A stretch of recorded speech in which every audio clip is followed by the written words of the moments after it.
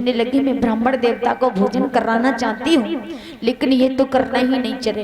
अच्छा ये बताओ, तुम गंगा मैया तो स्नान करने जा रहे हो, अगर तुम मेरे यहाँ पर भोजन करोगे तो मैं 5 सोने के सिक्के दक्षिणा में दूंगी। 5 सोने के सिक्के दक्षिणा में आपको दूंगी और आप हमारे घर भोजन कर लो। अब तो माता बहनों सोचने लगे 5 सोने के सिक्के।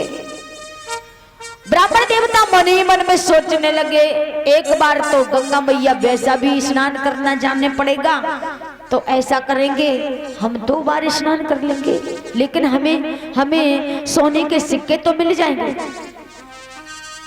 ब्राह्मण देवता तैयार हो गए। उस वेश्या ने भोजन बनाया और भोजन बनाने के बाद जैसे ही थाली में परोसा और परोस करके लाई तो कहने लगी कि हे ब्राह्मण देवता, आप एक बार गंगा मैया स्नान जाओगे, वैसे 2 बार जाओगे, लेकिन मेरी आत्मा ये सोच रही है, मन विचार कर रहा है कि मैं अपने हाथों से भोजन कर रहा हूं आपको। एकदम से उछल गए पंडित जी और कहने लगे ये क्या कर रही हो, मैं तुम्हारे हाथों से भोजन करूंगा, ऐसा नहीं हो सकता। महाराज इनकार ना करो, मैंने बड़ी मेहनत से भोजन बनाया है, कर लो महाराज भोजन। अगर तुमने मेरे हाथों से भोजन कर लिए तो मैं आपको 11 सिक्के सोने के दक्षिणा में दूंगी। पंडित जी को और मन डगमगाने लगा, सोचने लगे 11 सिक्के, एक बार स्नान करूंगा, 2 बार करूंगा, इसका मतलब 3 बार कर लूंगा और हमारा पाप धुल जाएगा। और जैसे ही मेरी माता बहनों उस वेश्या ने एक भोजन का निवाला हाथ में लिया और निवाला लेकर के जैसे ही सब्जी लगा करके आज जैसे ही ब्राह्मण देवता के लिए मुंह की तरफ ले गई और ब्राह्मण ने जैसे ही मुंह फाड़ा तो वेश्या ने उस भोजन के निवाले को थाली में छोड़ा और थाली में छोड़ने के बाद ब्राह्मण देवता के गाल पर ऐसा तमाचा लगाया कि तिलमिला करके वहीं पर खड़े हो गए। कहा तुम मेरे हाथों से भोजन करने जा रहे थे और ये खोजने के लिए आए थे कि पाप का बाप कौन होता है, तो आज तुम्हारे प्रश्न का तुमको उत्तर मिल गया। कैसे मिल गया? लोभ ही पाप का बाप होता है परीक्षित महाराज। अगर थोड़ा सा भी लालच हो जाता है तो हमारा धर्म टूट जाता है। आज ब्राह्मण देवता की वहां से आंख खुली और आकर के अपने पिता को कहा कि पिताजी आज तुम्हारे प्रश्न का उत्तर हमें मिल गया है। कहा कि किस प्रकार मिला, सारा वृतांत बता दिया। तो उसी समय कहा सबसे बड़ा पाप का बाप एक लोभ ही होता है। बोलिए गोविंद भगवान की।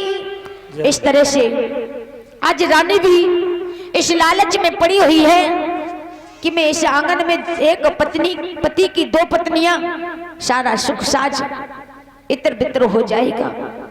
और एकदम से डोले पर चढ़ी, डोले पर चढ़ करके कहा कि चलो ले चलो इस डोले को पीहर के लिए। उसी समय रानी सुनीति ने जब देखा, जिसका नाम ही सुनीति हो उसके अंदर क्या क्या नीतियां भरी होंगी है? जिसका नाम ही सुनीति है, चल करके आई और कहा हे मेरी बहन, तू इस महलों को छोड़ करके कहां जाना चाहती हो? तो उसी समय कहा कि अरे ओ नागिन, अगर तू इस महलों में रहेगी तो मैं नहीं रहूंगी और मैं रहूंगी तो तू इस महलों में नहीं रहेगी। कहा कि बहन ऐसा मत करो कि ये राजपाट सब गहनाही और बहना ये सब तेरा ही।